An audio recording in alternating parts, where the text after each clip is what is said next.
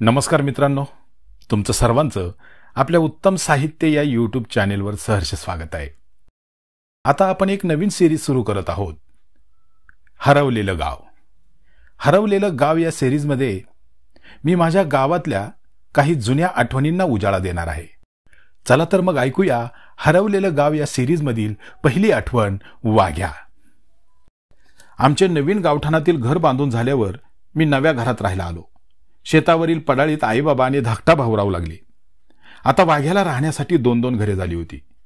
तो कधी शेतावर असायचा तर कधी नवीन गावठाणातील घरी थांबायचा. शेतावर राखण करायला राजा कुत्रा असल्याने वाघ्या निर्धास्त झाला होता. राजाला शेतावर बांधून ठेवावे लागायचे, पण वाघ्या मात्र मोकळाच असायचा. राजासारखे वाघ्याला बांधून ठेवण्याचे आम्ही अनेकदा प्रयत्न केले, पण प्रत्येक वेळी वाघ्याने ते हाणून पाडले. वाघ्याला बांधून ठेवले की तो केविलवाण्या नजरेने आमच्याकडे बघत सारखा ओरडत राहायचा. मग कंटाळून आम्ही त्याला मोकळे सोडायचो. एकदा का वाघ्या मोकळा झाला की त्याला असा काही आनंद व्हायचा की बोलूच नका. तो सुटता क्षणी इकडे तिकडे वेगाने पळत राहायचा. जणू काही त्या पळण्यातून तो आपला आनंद व्यक्त करायचा. वाघ्याच्या या खोडकर स्वभावामुळे तो कायमच बंधमुक्त राहिला, पण राजा मात्र शेवटपर्यंत बंधनात अडकून राहिला. दिवसामागून दिवस सरत होते. मडच्या खोऱ्यात पावसाने नुकतीच उघडीप दिली होती. यावर्षी वेळेवर पडलेल्या पावसामुळे सगळा शिवार हिरवागार झाला होता. भाताचे पीक जोमात आले होते आणि शेतातील कामाची लगीनघाई उसळली होती. आमच्या घरातील माणसे पडाळीला कडी घालून दुसऱ्या शेतात कामाला गेली होती. पडाळीच्या शेजारी असणाऱ्या पडवीत राखण करण्यासाठी राजाला बांधलेले होते. पडाळीच्या आसपास कोण आले कोण गेले हे राजाला समजावे म्हणून पडवीचे दार मुद्दाम उघडे ठेवले होते. राखणीसाठी राजा असल्यावर शेतात यायची तशी कोणाची हिंमत नव्हती. पडाळीचे राखण करताना राजा निवांत बसला होता. जरा कुठे खुट्ट वाजले की तो भुंकून आपल्या उपस्थितीची जाणीव करून देत होता. वाघ्याचा मात्र शेतावर तपास नव्हता. तो बहुधा नवीन गावठाणातील घरी गेलेला असावा. एवढ्यात कुठून तरी आलेल्या एका पिसाळलेल्या कुत्र्याने राजावर हल्ला चढवला. बिचारा राजा बांधलेला असल्याने काहीच करू शकला नाही. तो त्या हल्ल्यात जबर जखमी झाला. संध्याकाळी घरी आल्यावर बाबांनी आणि भावाने राजाची अवस्था पाहिली. राजाची ती अवस्था बघून दोघांचेही काळीज हे लावले. वाघ्या मात्र पडाळीच्या दारात सुम्मपणे बसून होता. आज तो एकदम शांत वाटत होता. बहुधा राजाची अवस्था बघून तो धास्तावून गेला होता. भावाने वाघ्याला जवळ घेऊन त्याला काही जखम झाली का ते पाहिले, पण वाघ्याच्या अंगावर जखम नव्हती. याचा अर्थ राजावर कुत्र्याने हल्ला केला तेव्हा वाघ्या तेथे नसावा अशी सगळ्यांची खात्री झाली आणि सर्वांनी सुटकेचा निश्वास सोडला. पण इथेच आमची मोठी चूक झाली. राजावर हल्ला झाला तेव्हा वाघ्या राजाच्या मदतीला धावून गेला होता. हल्ला करणाऱ्या कुत्र्यावर वाघ्याने प्रतिहल्ला चढवला होता, पण तो राजाला वाचवू शकला नव्हता आणि त्या गडबडीत पिसाळलेल्या कुत्र्याने वाघ्याला सुद्धा चावा घेतला होता. वाघ्या मोकळा असल्याने पटकन बाजूला पळाला, मात्र तरीही त्याला कुत्र्याचा दात लागलाच होता. अंगावरील केसांमध्ये झालेली ती जखम पटकन कोणाच्याही नजरेत आली नाही आणि घात झाला. राजावर हल्ला झाल्याच्या दुसऱ्याच दिवशी राजा आम्हाला सोडून गेला. आपल्या स्वामीनिष्ठेने आणि तिखट राखणीने दरारा निर्माण करणारा राजा कायमचा काळाच्या पडद्याआड गेला. त्यानंतर 1-2 महिने वाघ्या ठणठणीत होता. तो नेहमीसारखा वागत होता, सांगितलेले ऐकत होता, नातेवाईकांच्या घरी चकरा मारत होता, रात्री शेतावर जाऊन राखणही करत होता. सारे काही सुरळीत चालले होते आणि अचानक काहीतरी बिनसले. मला वाघ्याच्या डोळ्यात वेगळेच भाव दिसू लागले. तो घरातील खाटेखाली अस्वस्थपणे बसून राहायचा. मी काही सांगितले तर घाबरून तसे वागायचा. माझा शब्द त्याने कधी मोडला नव्हता आणि आताही तो माझा शब्द मोठ्या जिकरीने पाळत होता. मी कामावरून घरी आलो की नेहमी माझ्या पुढे उड्या मारत माझे स्वागत करणारा वाघ्या गेले 2-3 दिवसापासून पुढे यायचाच नाही. भेदरलेल्या अवस्थेत तो खाटेखाली बसून राहायचा. त्यानंतर 3ऱ्या की 4थ्या दिवशी कामावरून आल्यावर वाघ्या मला घरी दिसला नाही. मी वैशालीला विचारल्यावर ती चिंतित सुरात मला म्हणाली, अहो वाघ्या सकाळपासून गायब आहे. तो घरी आलाच नाही. दुपारी शाळेतील एका लहान मुलीलाही चावलाय तो. वैशालीने असे म्हटले खरे, पण मला ते खरे वाटेना. यापूर्वी वाघ्या कधीच कोणाला चावला नव्हता, त्यामुळे तो असे काही करेल यावर माझा विश्वास बसेना. पण जेव्हा धाकट्या भावाने हीच बातमी सांगितली तेव्हा माझे काळीज लक्कन हल्ले. वाघ्या पिसाळला आहे ही गोष्ट माझ्यासाठी फार क्लेशदायक होती. वाघ्या म्हणजे आमच्या काळजाचा तुकडा होता. त्याचा खोडकरपणा, त्याचा खेळकर स्वभाव, त्याचे रागावणे, रुसून खाली मान घालून बसणे, आमच्यासोबत सावलीसारखे राहणे, सारे नजरेसमोर तरळत होते.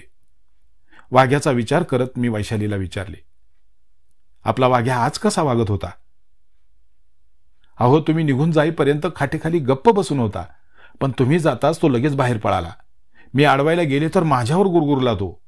आजपर्यंत तो घरातील माणसांवर कधी गुरगुरला नव्हता. दुपारी तर तो भावजींवर सुद्धा रागाने बघत गुरगुरत होता. त्यांनी त्याला पकडायचा प्रयत्न केला, तर जो पळत गेला तो परत दिसलाच नाही. वैशालीच्या या स्पष्टीकरणाने एक गोष्ट निश्चित झाली, ती म्हणजे आमच्या वाघ्याची लक्षणे ठीक दिसत नव्हती. तो आता कोणाची ऐकत नव्हता. त्याचा मेंदूवरचा ताबा सुटत चालला होता. संध्याकाळी अंधार पडल्यावर बाहेर वाघ्या आल्याची मला चाहूल लागली. मी पटकन बाहेर आलो. बघतो तर काय, वाघ्या बाहेरच्या पडवीत उभा होता.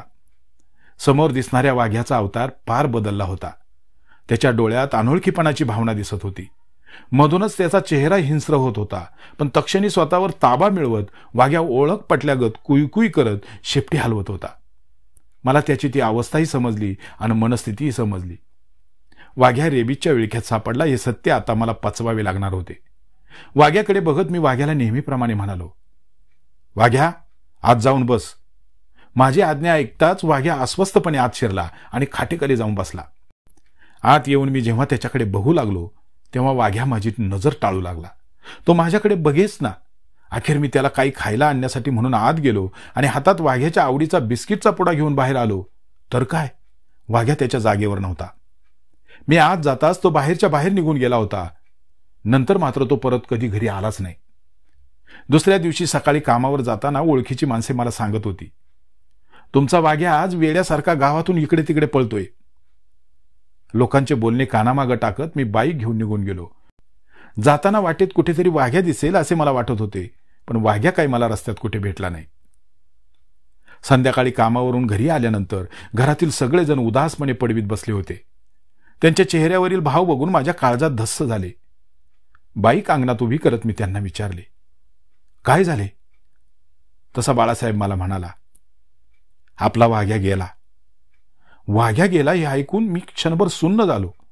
स्वतःला सावरत मी भावाला विचारले, कसा काय गेला? त्यावर भावाने मला सविस्तर सगळा प्रसंग सांगितला. मी गेल्यावर वाघ्या घरी आला होता. त्यावेळी तो एकदम सामान्य वाटत होता. घरी येऊन तो पडवीच्या उंच कठाड्यावर जाऊन बसला. भाऊ त्याच्या जवळ गेल्यावरही त्यांनी गुरगुर केली नाही. तो केविलवाण्या नजरेने फक्त भावाकडे बघत राहिला. भावाने त्याच्या पाठीवरून हात फिरवला तरीही तो शांत राहिला. मग भावाने तो पळून जाऊ नये म्हणून त्याला त्या उंच कठाड्यावरील खांबाला बांधले. त्यावेळी वाघ्या काहीही न करता शांत बसून राहिला. काही वेळाने वाघ्यात पुन्हा बदल होऊ लागला. कधी तो हिंस्र व्हायचा, तर कधी तो केविलवाण्या नजरेने सगळ्यांकडे बघत राहायचा.